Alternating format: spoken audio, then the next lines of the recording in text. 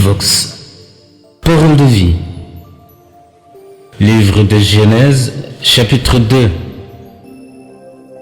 Ainsi furent achevés les cieux et la terre, et toute leur armée. Dieu acheva au 7e jour son œuvre qu'il avait faite, et il se reposa au 7e jour de toute son œuvre qu'il avait faite. Dieu bénit le 7e jour, et il le sanctifia, parce qu'en ce jour, il se reposa de toute son œuvre qu'il avait créée en la faisant. Voici les origines des cieux et de la terre quand ils furent créés. Lorsque l'Éternel Dieu fit une terre et des cieux, aucun arbuste des champs n'était encore sur la terre, et aucune herbe des champs ne germait encore, car l'Éternel Dieu n'avait pas fait pleuvoir sur la terre, et il n'y avait point d'homme pour cultiver le sol. Mais une vapeur s'éleva de la terre, et arrosa toute la surface du sol. L'Éternel Dieu forma l'homme de la poussière de la terre. Il souffla dans ses narines un souffle de vie, et l'homme devint un être vivant.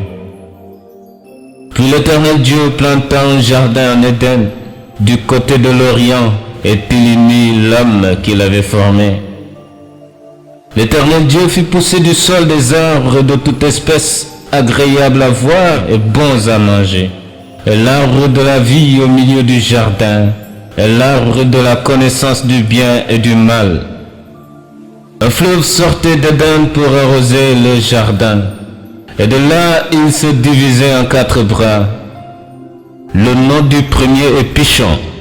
C'est celui qui entoure tout le pays de Havila, où se trouve l'or.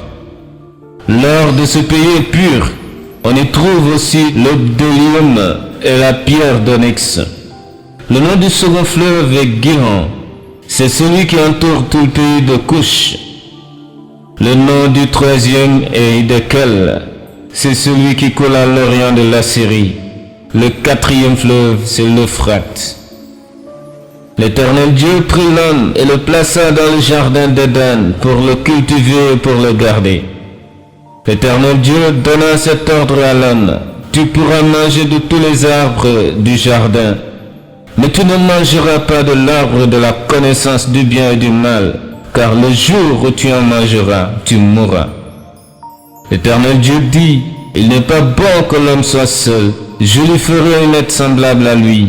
L'Éternel Dieu forma de la terre tous les animaux des champs et tous les oiseaux du ciel, et il les fit venir vers l'homme pour voir comment il les appellerait, et afin que tout être vivant portât le nom que lui donnerait l'homme.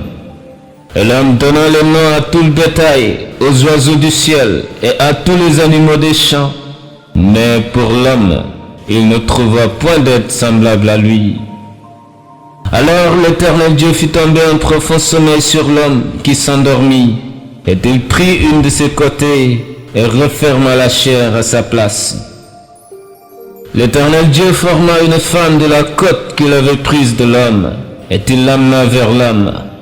Et l'homme dit: voici cette fois celle qui est os de mes os et chair de ma chair. On l'appellera femme parce qu'elle a été prise de l'homme. C'est pourquoi l'homme quittera son père et sa mère et s'attachera à sa femme, et ils deviendront une seule chair. L'homme et sa femme étaient tous deux nus, et ils n'en avaient point honte. Amen.